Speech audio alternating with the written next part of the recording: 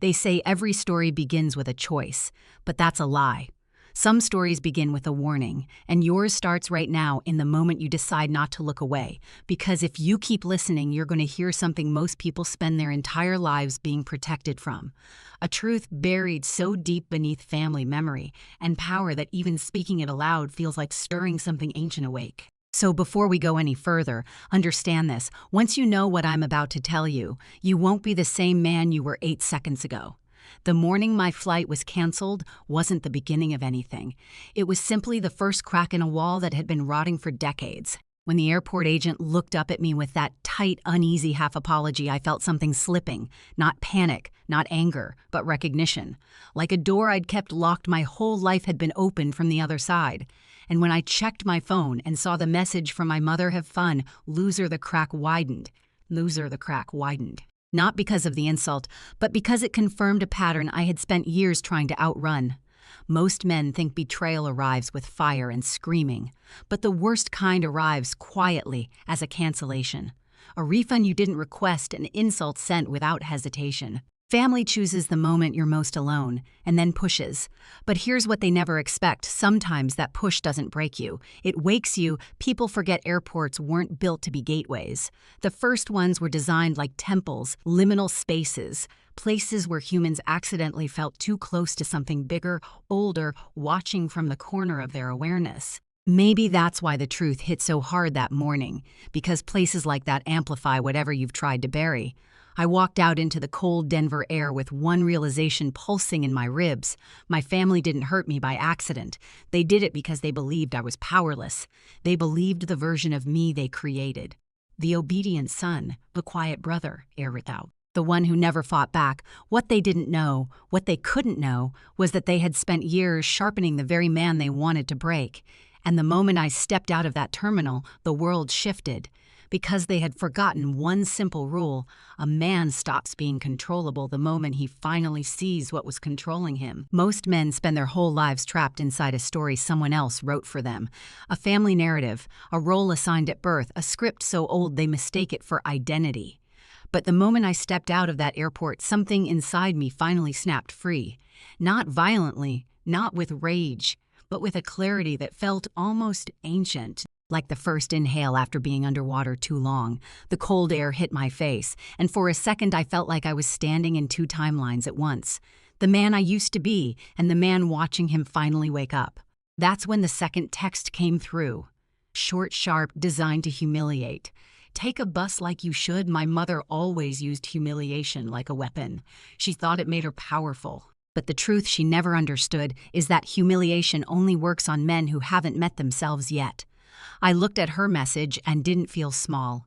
I felt the opposite, like something I had been taught to fear was suddenly shrinking in front of me because their control wasn't magic. It was repetition, and the moment I stopped repeating the story they wanted, the spell broke. Most people will never admit how deep that spell goes, but every family has its rituals, spoken or unspoken. In mine, the ritual was hierarchy. My sister sat on the throne, my mother enforced the commandments, and my father played the silent priest who pretended neutrality while choosing a side with every shrug. They weren't a family. They were an institution, and institutions hate when one of their own becomes unpredictable. That morning in that parking lot, with the echo of rolling suitcases fading behind me, I realized something I'd ignored for years. They weren't just cruel, they were deliberate. Every dismissal, every insult, every quiet punishment, all of it was engineered to keep me from discovering the truth I'd built in silence, the truth I owned. Literally, most men think power arrives in a burst, sudden wealth, sudden success, sudden dominance. But real power arrives quietly, slowly, in the documents you sign when no one is watching, in the property you acquire without bragging, in the discipline nobody applauds, in the decisions made long before anyone realizes what you were preparing for. And my family had no idea how much I'd prepared.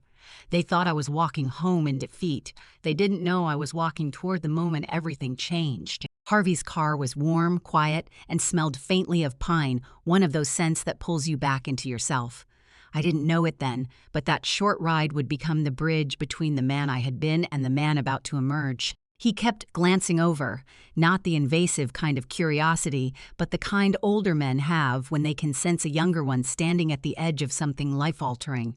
When I finally told him what happened at the gate, the cancellation, the refund, the text, he didn't even look surprised. He just shook his head slowly and said, "People like that don't realize they're creating the very storm that one day turns back toward them." I didn't answer. I couldn't, because the truth was settling deeper than I expected. Cruelty from strangers wounds you. Cruelty from family shapes you. We parked near a small city park, a quiet pocket carved between rows of concrete bare branches, scratching softly at the sky. Harvey rested his hands on the steering wheel. "You know," he said, "some families aren't broken. They're designed that way. Keep certain people small so others can feel tall," the way he said it, like he'd lived through his own version. Maybe every man has. His words didn't ignite anger. They organized it. The moment I stepped out of the car, a strange calm spread through me, the kind you feel before taking a step into a place you were always meant to reach. I walked the footpath, watching my breath rise in pale clouds, each one disappearing faster than the last. And that's when the thought landed with the weight of truth. They did this because they couldn't imagine I had power of my own. Not emotional power, actual power. Actual power. Paperwork deeds, documents, signatures, the kind of power that doesn't yell. It whispers, it endures, it waits. I pulled out my phone and opened the hidden folder only I knew existed. Years of quiet work stared back at me. Investments, options, records, and the trust deed with my name stamped in bold across the top. The house they lived in, the roof they took for granted, the stability they weaponized against me. Mine, not by accident, not by luck, by strategy. A strategy born from years of being the underestimated son, the overlooked brother, the quiet shadow in a family that thought silence meant weakness. But silence was my weapon. And for the first time in my life, I felt its edge sharpen. Before we go further, comment, I choose the hidden paths twice below to anchor your identity in this moment and push this truth into the algorithm so more men can wake up exactly when they need to. Because Section 4 goes deeper, much deeper. By the time I reached my building, the winter air had sharpened into something that felt almost ceremonial, like the world itself was acknowledging the shift inside me. My lobby was warm, quiet, humming with the soft mechanical breath of radiators, an entirely different universe from the airport where the lie of my family had finally cracked open. I hung my coat, sat at the kitchen table, and opened my laptop with the steady calm of a man preparing for something long overdue. The folder marked options waited for me like an old sentinel, and when I opened it, the truth rose up in a way that felt almost mythic, like a scroll unrolling to reveal the hidden lineage of the man I had become. Every document, every payment, every signature I'd collected over the years was proof that while they tried to shrink me, I was building something colossal right beneath their feet. They thought I had nothing. They mocked the car I drove. They mistook my quiet for struggle. They mistook my discipline for lack. They mistook my strategy for weakness. People with fragile power always make that mistake. The house they lived in, the house they bragged about, argued in, decorated for holidays, I was barely invited to. They never once wondered who actually held the deed. Why would they?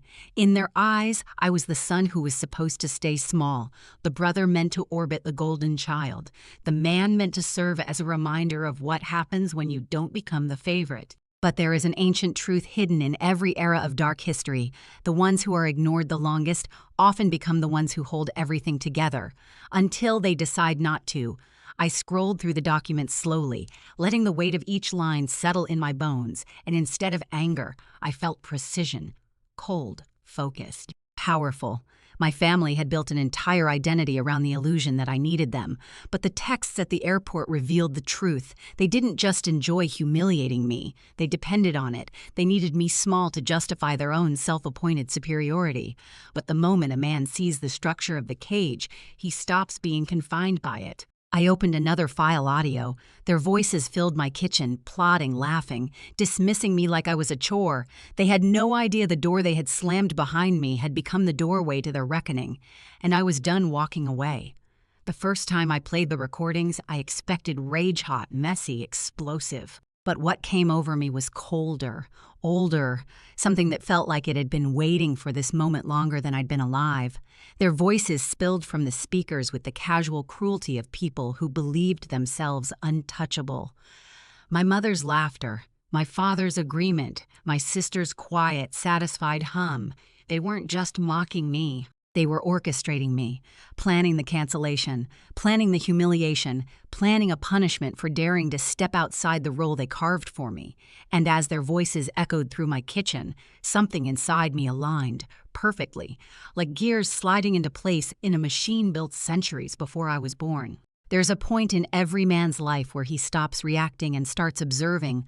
That moment had finally arrived. No trembling, no second guessing, no grief. Just clarity. I opened a new window, the lease agreements, payment histories, violations they signed without reading.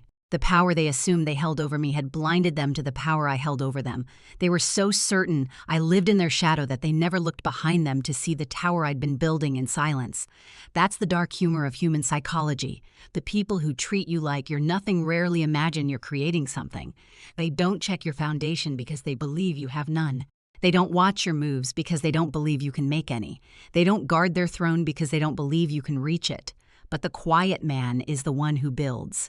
My fingers flew across the keyboard, drafting documents with the calm authority of someone acting not out of emotion, but out of inevitability. The eviction notices weren't weapons, they were consequences. Consequences of years of contempt, years of underestimation, years of trying to bury the very man who kept their life standing. As the sun fell behind the lake outside my window, I sealed the envelopes and placed them on my table. For a long time, I simply stared at them. Not in hesitation, but in recognition, because every story has a turning point, and this was mine. I wasn't the outcast anymore. I wasn't the weak one. I wasn't the forgotten son. I was the architect, and tomorrow I would walk back into their house, not as the man they tried to break, but as the man they unknowingly depended on. The reckoning had begun. After the investigation wrapped up, everything changed overnight. My parents, who once acted untouchable, were suddenly terrified, silent, and avoiding everyone. The government issued them a huge repayment notice, a fraud warning letter, and a mandatory hearing date. Their perfect image collapsed instantly. Relatives who once praised them started whispering behind their backs. Neighbors who used to admire them now avoided eye contact. And the same parents who tried to take my house, who took money that was mine for 10 years. Now they stood on my doorstep, faces pale, hands shaking, and for the first time in my life, I heard them say, "Please, we need your help." But here's the real twist. I didn't answer. I just stepped aside and said, "The auditor will handle everything, because justice." Sometimes it arrives quietly, but when it hits hard. The hearing came and went. The evidence was airtight. The auditor presented every missing deposit, every forged signature, every lie. My parents were ordered to repay the full amount, take mandatory financial oversight classes, and remain under monitoring for a full year. For once, I didn't feel small. I didn't feel helpless. I didn't feel like the quiet child they could control. I felt free weeks later. When everything settled, I finally sat down alone and thought about everything. My parents didn't just take money. They took trust. They took choices. They took 10 years of my life without ever asking. But the moral, it's simple: family can love you, but they can also betray you. And when they do, you are allowed to stand up. You are allowed to defend yourself.